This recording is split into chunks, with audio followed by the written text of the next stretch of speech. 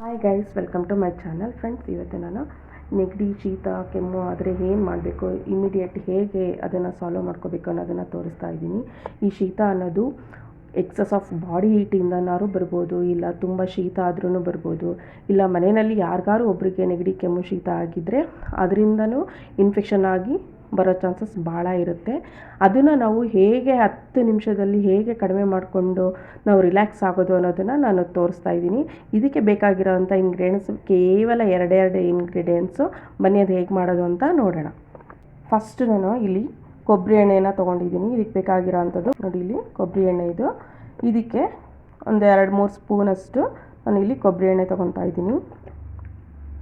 ಮತ್ತೊಂದು ಪಚ್ಚಕರ್ಪೂರ,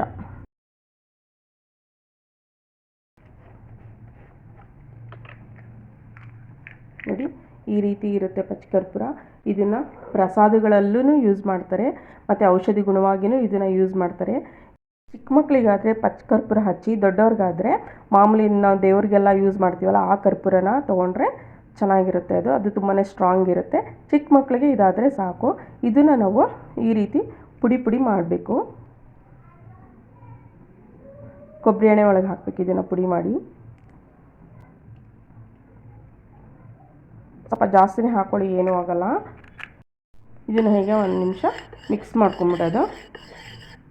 ಈಗ ಎಣ್ಣೆನ ಸ್ವಲ್ಪ ನಾವು ಬಿಸಿ ಮಾಡ್ಕೋಬೇಕು. ಎಷ್ಟು ಅಂತಂದರೆ ನಮ್ಮ ಕೈ ಡಿಪ್ ಮಾಡೋ ಅಷ್ಟು ನಾವು ಸಾಧ್ಯ ಆಗೋ ಅಷ್ಟನ್ನ ಬಿಸಿ ಮಾಡ್ಕೋಬೇಕು.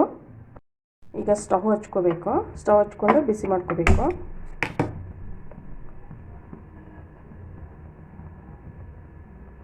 ಒಂದು ನಿಮಿಷ ಬಿಸಿ ಆದರೆ ಸಾಕು. ಇದು ಈಗ 1 ನಿಮಿಷ ಆಗಿದೆ, ಎಣ್ಣೆ ಬಿಸಿ ಆಗಿದೆ ನೋಡಿ, ಇಷ್ಟು ಸಾಕು. ಸ್ಟವ್ ಆಫ್ ಮಾಡ್ಕೊಳ್ಳೋಣ.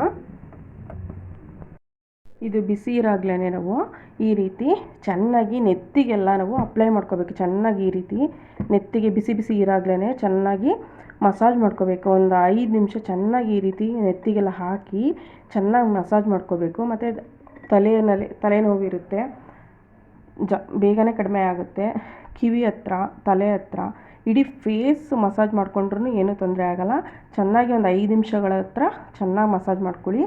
ನೆತ್ತಿಗಂತೂ ಚೆನ್ನಾಗಿ ಮಸಾಜ್ ಮಾಡಿ. ಇದರಿಂದ 5-10 ನಿಮಿಷದೊಳಗೆ ನಿಮ್ಮ ಮಸಾಜ್ ಮಾಡಿ ಮುಗಿಸೋ ಅಷ್ಟರೊಳಗೆ ನೆಗಡಿ ಸ್ಟಾಪ್ ಆಗಿಬಿಡುತ್ತೆ. ಎಷ್ಟೇ ನೆಗಡಿ ಸುರಿತಾ ಇದ್ರೂ ಅದು ಬೇಗನೆ ಕಡಿಮೆ ಆಗಿಬಿಡುತ್ತೆ. ತಲೆ ಭಾರ ಏನಿರುತ್ತೆ ನೆಗಡಿ ಬಂದಾಗ ಅದೆಲ್ಲ ರಿಲ್ಯಾಕ್ಸ್ ಆಗಿಬಿಡುತ್ತೆ. ನಮಗೆ ಮೈಂಡ್ ಒಂಥರ ಫುಲ್ಲು ರಿಲ್ಯಾಕ್ಸ್ ಆಗಿಬಿಡುತ್ತೆ. ಮಕ್ಕಳಿಗೆಲ್ಲ ಎದೆ ಹತ್ರ ಚೆನ್ನಾಗಿ ಮಸಾಜ್ ಮಾಡಿದ್ರೆ ಬ್ರೀತಿಂಗ್ ಪ್ರಾಬ್ಲಮ್ ಏನಾದ್ರು ಇತ್ತಂದರೆ ಅದು ಕೂಡ ಕಡಿಮೆ ಆಗಿಬಿಡುತ್ತೆ. ಅವ್ರಿಗೆ ದೊಡ್ಡವರಾದ್ರೂ ಅವರಿಗೆ ಕೆಲವೊಂದು ಪದಾರ್ಥಗಳನ್ನು ತಿಂದಾಗ ಬ್ರೀತಿಂಗ್ ಪ್ರಾಬ್ಲಮ್ ಶುರು ಆಗುತ್ತೆ.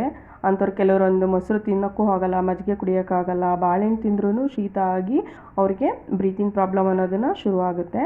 ಅದು ಕೂಡ ಇದನ್ನು ನಿವಾರಣೆ ಮಾಡ್ಕೋಬೋದು. ಅಲ್ಲ ಫ್ರೆಂಡ್ಸ್, ಹೇಗೆ ನೆಗಡಿ ಆಗಿದ್ರೆ, ಶೀತ ಆಗಿದ್ರೆ, ತಲೆ ಭಾರ ಆಗಿದ್ದರೆ, ಬ್ರೀತಿಂಗ್ ಪ್ರಾಬ್ಲಮ್ ಆಗಿದ್ದರೆ ಕೇವಲ 10 ನಿಮಿಷದಲ್ಲಿ ಅದನ್ನು ವಾಸಿ ಮಾಡ್ಕೋಬೋದು ಅನ್ನೋದನ್ನು ತೋರಿಸಿದ್ದೀನಲ್ವ. ಈ ವಿಡಿಯೋ ಇಷ್ಟ ಆಗಿದರೆ ಲೈಕ್ ಮಾಡಿ, ಶೇರ್ ಮಾಡಿ, ಕಮೆಂಟ್ ಮಾಡಿ, ಸಬ್ಸ್ಕ್ರೈಬ್ ಮಾಡಿ, ಪಕ್ಕದಲ್ಲಿರೋ ಬೆಲ್ ಐಕನ್ ಪ್ರೆಸ್ ಮಾಡಿ. Thank you for watching.